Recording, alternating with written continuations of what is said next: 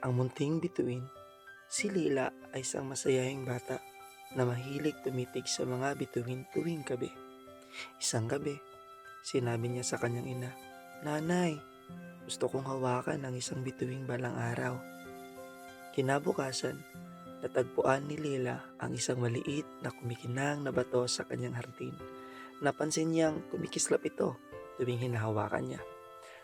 Baka ito ay isang bituin na bumagsak mula sa langit, bulong niya sa sarili niya.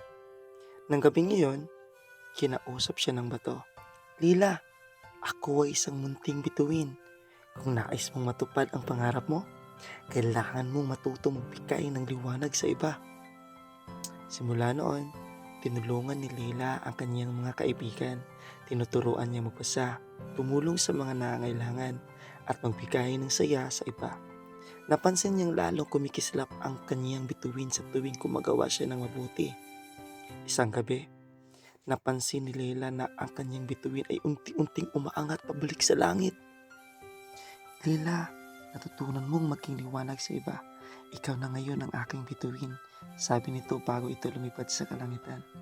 Mula noon, kahit wala na ang kanyang mahiwagang bato, alam ni Leila na ang tunay na bituin ay hindi lamang nasa langit. Ito ay nasa puso ng mga taong nagbibigay ng liwanag sa iba.